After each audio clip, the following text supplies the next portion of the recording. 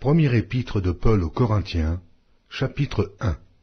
Paul, appelé à être apôtre de Jésus-Christ, par la volonté de Dieu, et le frère Sosthène, à l'église de Dieu qui est à Corinthe, et à ceux qui ont été sanctifiés en Jésus-Christ, appelés à être saints, et à tous ceux qui invoquent en quelque lieu que ce soit le nom de notre Seigneur Jésus-Christ, leur Seigneur et le nôtre.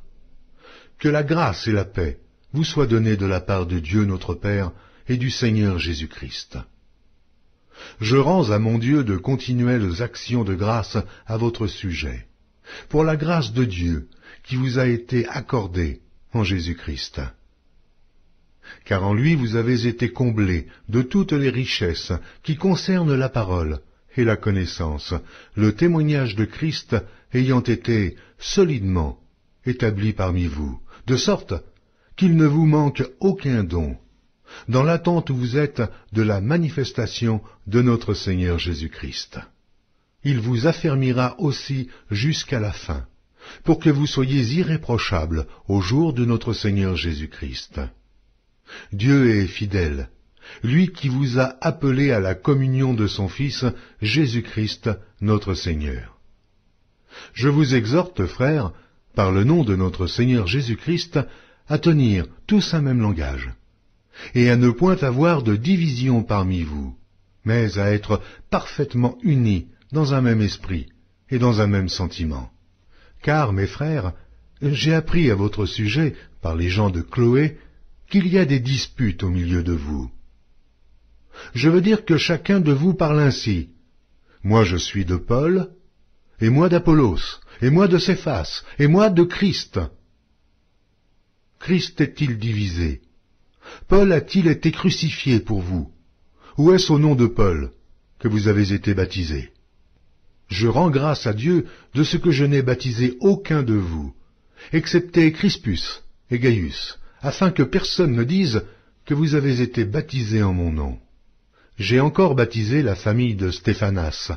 Du reste, je ne sache pas que j'ai baptisé quelque autre personne. Ce n'est pas pour baptiser que Christ m'a envoyé, c'est pour annoncer l'Évangile, et cela sans la sagesse du langage, afin que la croix de Christ ne soit pas rendue vaine. Car la prédication de la croix est une folie pour ceux qui périssent, mais pour nous qui sommes sauvés, elle est une puissance de Dieu. Aussi est-il écrit, je détruirai la sagesse des sages, et j'anéantirai l'intelligence des intelligents. Où est le sage? Où est le scribe?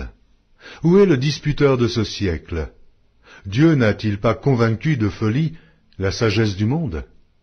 Car puisque le monde avec sa sagesse n'a point connu Dieu dans la sagesse de Dieu, il a plu à Dieu de sauver les croyants par la folie de la prédication. Les Juifs demandent des miracles, et les Grecs cherchent la sagesse. Nous prêchons Christ crucifié. Scandale pour les Juifs et folie pour les païens, mais puissance de Dieu et sagesse de Dieu pour ceux qui sont appelés tant Juifs que Grecs.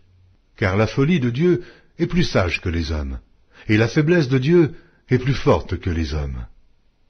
Considérez, frères, que, parmi vous, qui avez été appelés, il n'y a ni beaucoup de sages, selon la chair, ni beaucoup de puissants, ni beaucoup de nobles. Mais Dieu a choisi les choses folles du monde, pour confondre les sages. Dieu a choisi les choses faibles du monde, pour confondre les fortes.